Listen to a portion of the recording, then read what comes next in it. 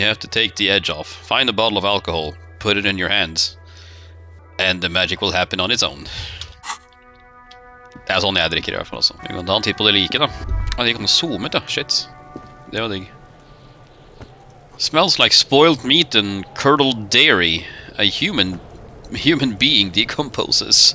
Cuno's got this. The boy throwing rocks at the dead body can't be older than 12.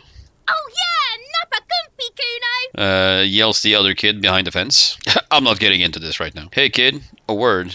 Police business. Right in the dick, Cuno. Get him right in the dick. The children ignore you.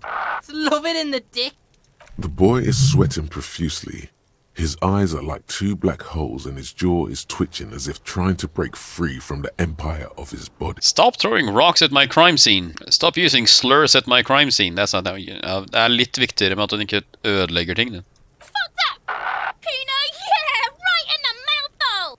They pay you no heed or pretend not to notice you. Shits himself. The rake, Cuno. You should throw the rake at him, Cuno. The fuck does Cuno know what a rake is? Cuno's not a gardener. Look, I have some questions for you. Alright, entertain the Cuno. Show me what you got. What you got there?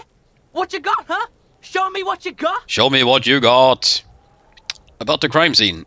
You kids often play in this yard? Right, pig. This is where Cuno plays with his little wooden choo-choo. Fuck do you want with it? I might have questions later. For now, let's talk about something else. Yeah, whatever. Cuno doesn't give a shit. He spits over his shoulder and looks back at you. The body, what do you know about it? Shitload, pig. What's your question? Don't tell the pig shit, Cuno. Kim, help me out here. What do we want to know? If I were to want to waste my time, which I do not, I would ask them who he is, how he got there, and the usual. You have no idea what the usual is. Just ask whatever comes to mind. Altså, det her liksom essensen av failing upwards. Do you know who he was? Cuno's fuck imp. Cuno uses the fuck imp for target practice. Do you know how he got up there? Probably climbed. Cuno was busy down the road when that shit went down. So you didn't see it happening? You heard Cuno. Cuno wasn't even in Martinez. Cuno wasn't in Revachol. Cuno wasn't regional. Oh, okay. Where did you go then? I don't know. Some fucking He looks around trying to come up with something. Mesk or I don't know. Some other place. Night City. Cuno was in fucking Night City. Night City. Studenter til Cyberpunk forresten, sånn apropos Night City. Så streamer jeg Cyberpunk på kanalen min. Einar. 4 stedet på A. Mest. Yeah, okay. Where's Night City? Cuno gives this info out on a need-to-know basis. And you don't need to know. Cuno didn't smoke the gimp, if that's what you meant. He draws snot up his nose. Have you seen anyone suspicious around? Just a couple of pigs sniffing around in the dirt. That seems pretty fucking suspicious to Cuno. Yeah, you tell the faggoty, Cuno. More on this later. Right now, let's talk about You're something else. testing Cuno's patience here. Get lost, Okay, I'm off. Cuno doesn't fucking care.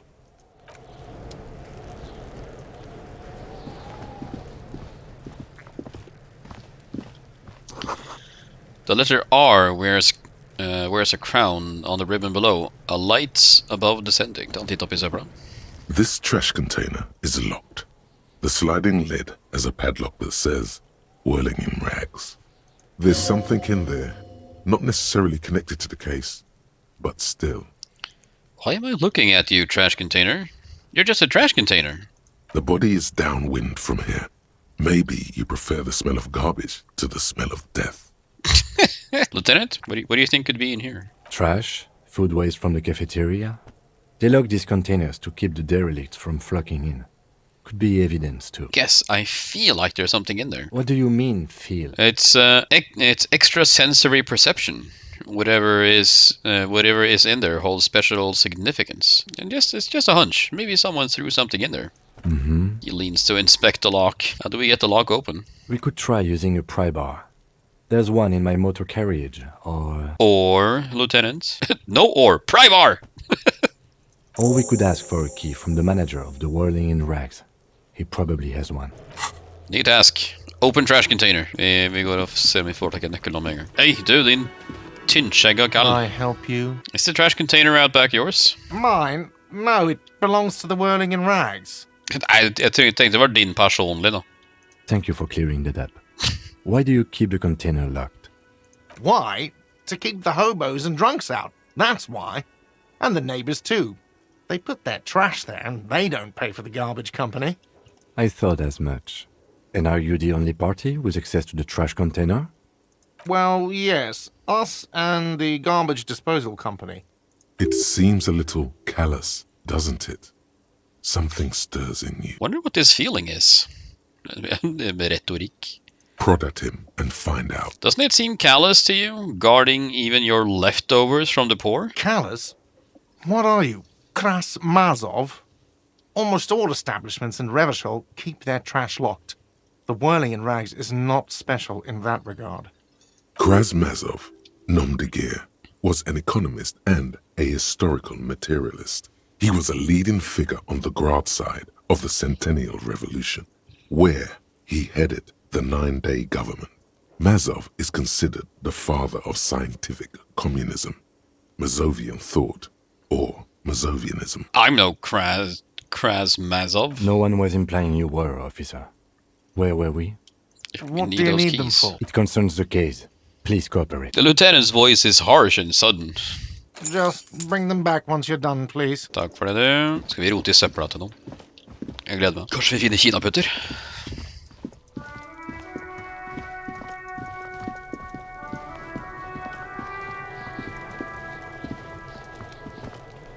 This trash container is locked. The sliding with a well-oiled crack, the lock pops open. It should now be possible to simply raise the lid. Don't. Maybe you shouldn't. Didn't I just have a premonition that there is something in there? There is, but you won't like it. Sweat forms on your brow. Your hand is still on the lid. Hvis vi skal åpne den, The ja. smell of rotten food rises to greet you. You see soggy cartons, dirty rags, and organic waste. We're just in time. This hasn't been emptied for over a week. Pick at the rags. Among the threadbare kitchen towels, something catches your eye. A pair of denim trousers. As the legs of the slime-covered jeans begin to unspool from the garbage, a rank corpse smell fills the air. The victim's clothes?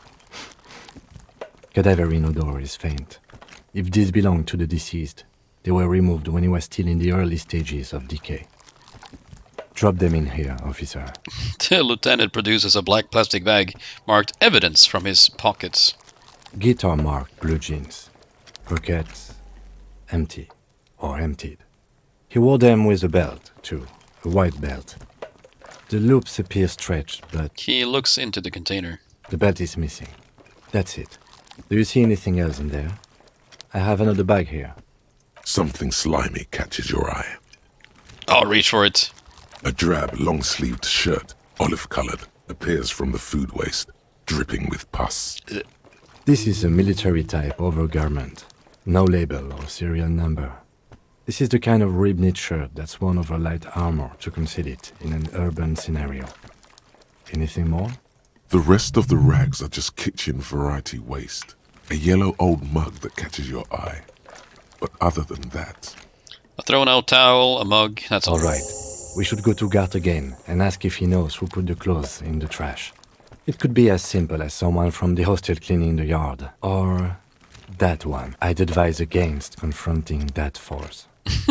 You think someone from the whirling might have been involved, maybe? Not really. All we know is the victim's clothes are in the trash. The lid was locked and his establishment had the key. It's just a small loose thread. the lieutenant nods, then looks back into the trash container. Look under the boxes of carton. You see milk and egg rest with one broken egg in it. Some pasta wrapper. Picking up the soggy packages somehow feels familiar. A box falls into pieces in your hands.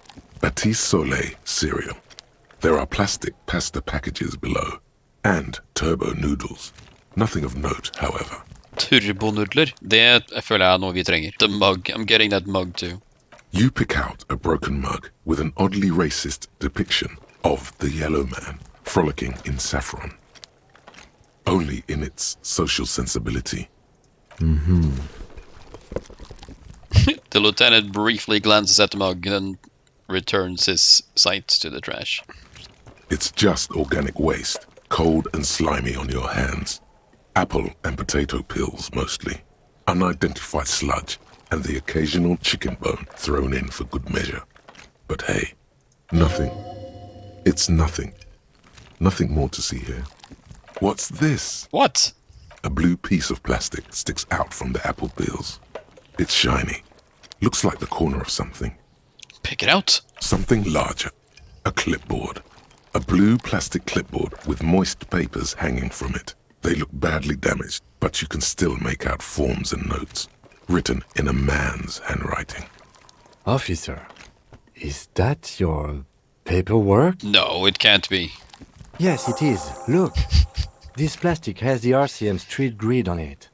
You've even got an autopsy form. A miserable-looking slip of paper sticks to the board. If you don't mind me asking, how did this get in the trash? Skal du bare drite i, kjenner jeg? Skal jeg hive litt mer i ved i ommen? Drivstoff, tut og kjør. Av full fart sender meg kjørt ut før. Drivstoff, varsellamper og sånn. Av full fart mot kanten med klampen i bånd. It must have been cramping my style. It has a foreboding quality to it. Maybe I needed to lose it for the great bloodletting to begin. I think I didn't want to be a cop anymore, so I threw it away. It must have been cramping my style. Officer, this is an official piece of paperwork. It probably contains notes on numerous ongoing investigations, and could even list undercover operatives, informants. I suggest integrating it into your style, for all our sakes. Easier said than done. How could this pathetic cabbage of copy paper and plastic ever become très disco? I don't know, man. Sounds like an order. I don't take those. Okay, I'll do that. It would also not hurt to start taking notes on the case. Now, tell me what your eagle eyes see. Or are we finished? The container sounds a muffled gong. That's one thing off the list. I think we got it all. This broken-eared mug somehow made its way into the whirling in rags dumpster. It depicts a person of Samaran descent frolicking in a field of saffron flowers, buck-toothed and grinning feeble-mindedly. It seems to be a cheap knockoff of some colonial-era antique. It's just a racist mug. What's there to read here? Not much. There's quite a lot to read into here, actually. Look at all that content. Oh boy, here we go. I'll give you content. What are you going to say about a broken, tossed-away mug that you dug out of the garbage? This mug is an example of prejudice. I'm going to use it as an example of what not to do. I'm going to push this into the face of every merchant I find and tell them this is your inane ideology. The mug will be useful by denouncing it. I can earn political capital to mask my badass hustling, i.e. fraud and embezzlement. The mug didn't belong in the trash. It was just a funny mug. Can't anyone laugh anymore? Ja, virtue signaling, det går jo. But it was in the trash. Why not just call it out when you see it? Or do some volunteering work. Just finish your case, detective. Okay, though. Damaged ledger you found in the trash. It's full of notes written in a man's dense cursive.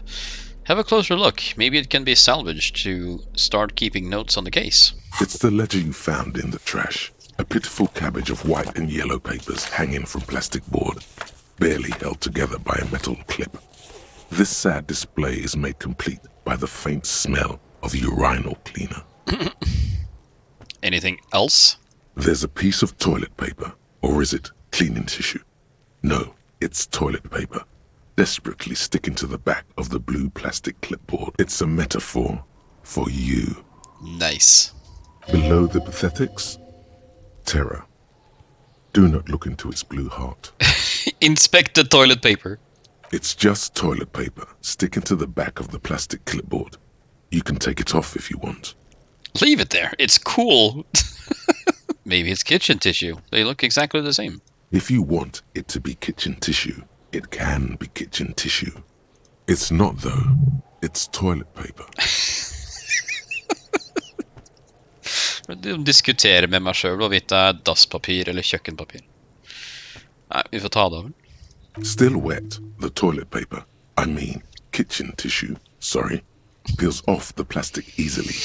All you have to do is shake it off your finger, and voila, the ledger now looks marginally better. Inspect the clip. An aluminium block runs the width of the board, biting down on the paperwork. Its crocodile teeth are the only thing keeping the papers together. A regular pencil, the tip worn down to nothing, has been attached to the clip. Run your fingers across the aluminium. The surface is interrupted by a silvery sticker. It's rectangular, sparkling with iridescence. You don't know how you didn't notice it before. Hey, Lieutenant, what's this? What? That thing. It's a halogen watermark. We use it for adding information to RCM property. Det var like flis. Bra jobba. Interesting. What kind of information? It depends. Aside from an anti-counterfeiting stamp, mine has my station number and address. The information varies by date of issue.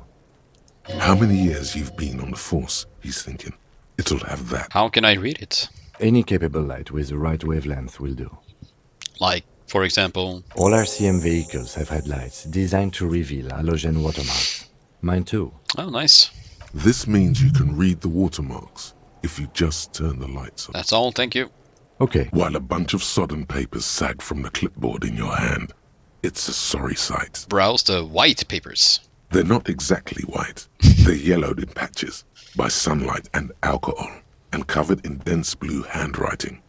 Ink escapes into watercolor patterns, reaching its tendrils across entire pages. The paper itself is checkered with faint red lines forming short paragraphs.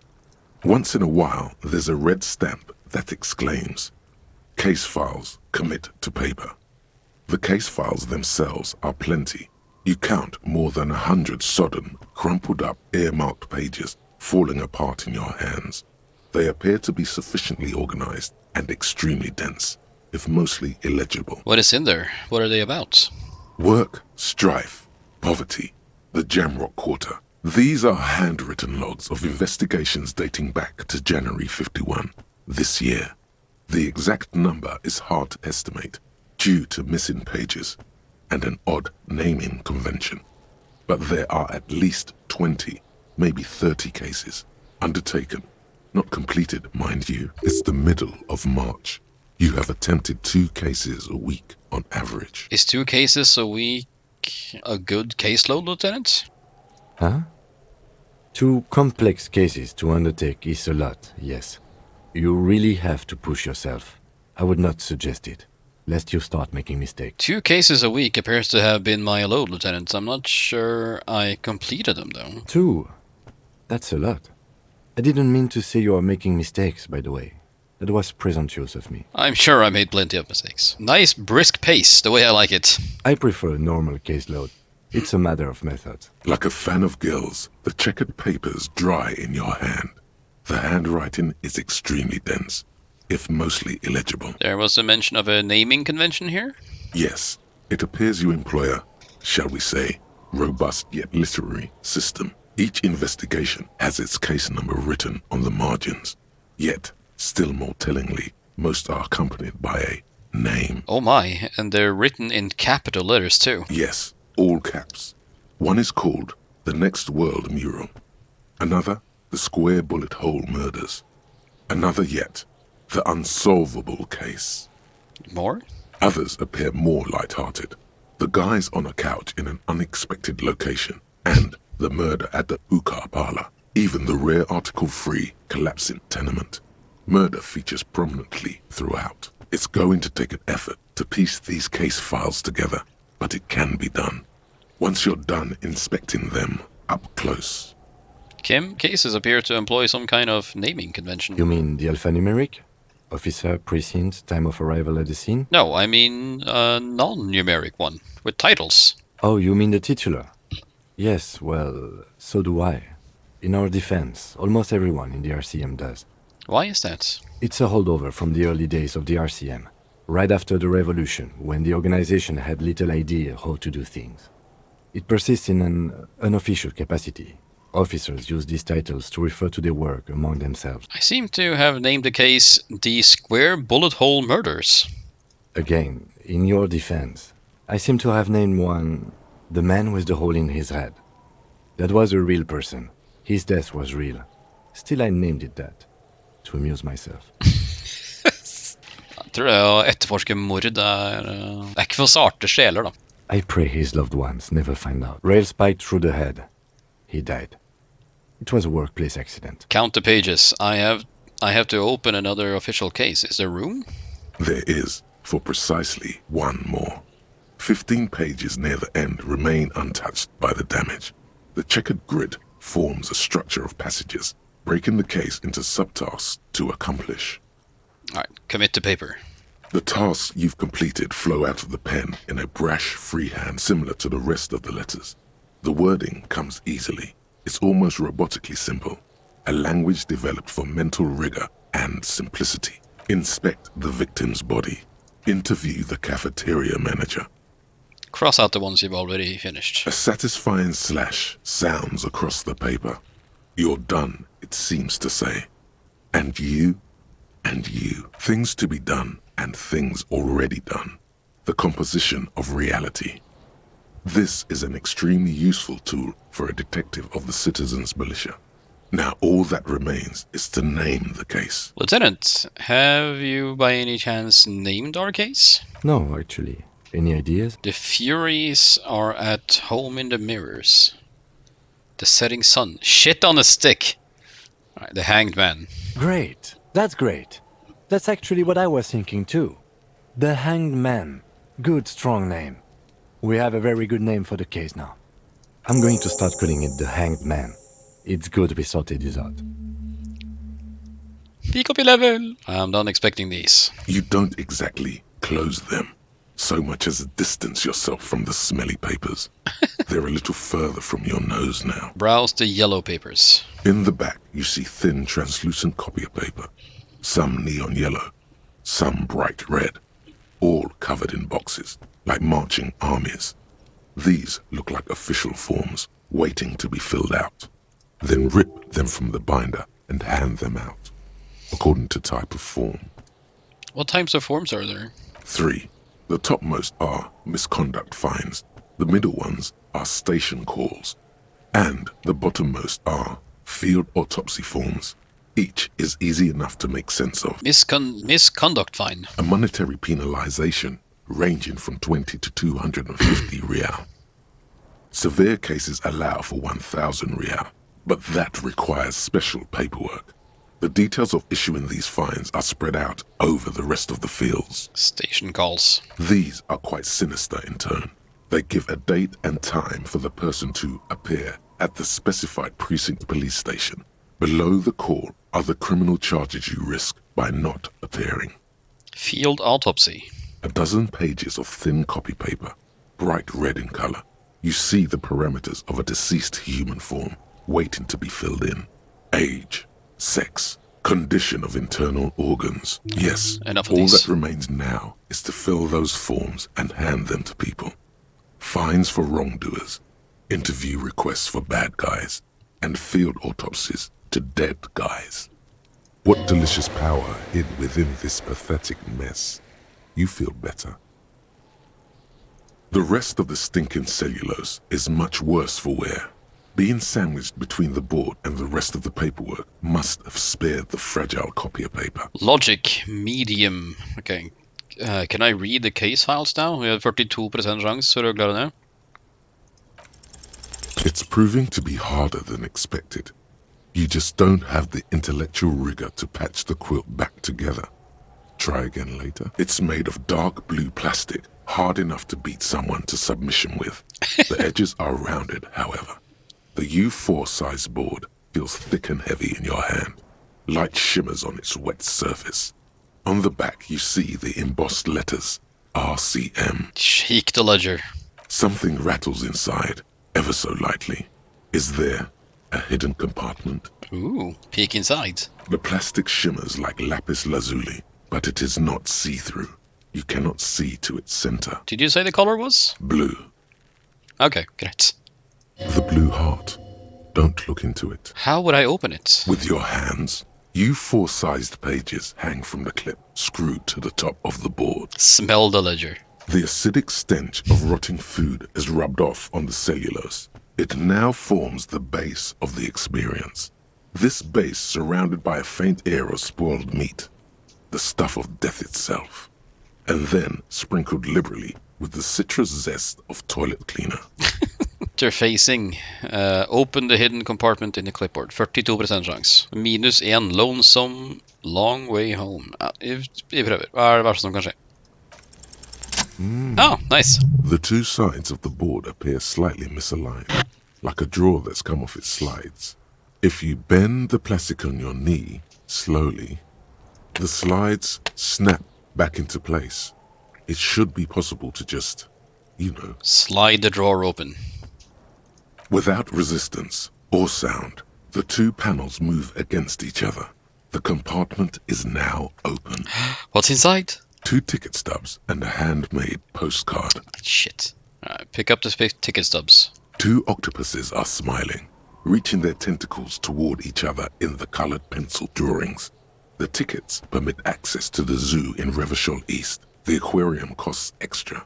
These let you go there too. Ja, jeg flotta oss noe veldig. Fucking kill yourself, you asshole. Hva faen? Thin wax paper has been glued to a piece of cardboard. Sounds like leaves rustling when you pick it up. You see violet flowers, floral patterns, patches of glue. Smell it first. It smells of chewing gum, apricot flavored. A touch of cinnamon, the end of summer. You think the label says tutti frutti. Tutti frutti. Oh, Rudy. Open it. Familiar handwriting lines the inside of the card. Looped, round letters in a woman's hand. A young woman in her 20s. There is care, effort, and a smile, you think. Although that is not something you can read from someone's handwriting. Harry, it begins. You're already reading. I wanted to write you a letter so you can read it when you wake up. Maybe it will make you happy. Det brevet fant jeg ikke siste gang jeg spilte, bare sånn. Throw it away, please. But it will make me happy. A merciful wind blows in from the bay of Revachol, dusting the ground at your feet and raising newspapers far away. You feel the card slipping into it. Hold on to it. Read the card. Your hands shake, holding on to it. Every morning when I step out and you're asleep behind me, it says, I find a little piece of sadness in me. I carry it in my chest down Voyager Road. Every step I take, it grows. By the time I reach the fuel station, it has filled me entirely. I step onto the light rail and look back. Sparks fall from the bow collector. I know it will be like this until late afternoon when I get off the 42 and walk back to you. Keep reading. You. Every step I take will get lighter. It almost makes me run. Sometimes I do. I can't believe I met you. I can't believe the happiness I feel with you. You have a vast, vast soul, and I will always, always, always come back to it. Keep reading. Kisses, kisses, kisses. You feel the air sucked out of your lungs and the blood sucked out of your head. Everything around you gets dark. Small white dots appear. You feel the ledger slip from your hand. Nej! No. Hold on. Hold on! To what? There's nothing. Kim! Detective, is everything all right? Oh, fall sideways. Da vet du at du er ordentlig fyllesyk. Hæ? Hva skjedde nå egentlig?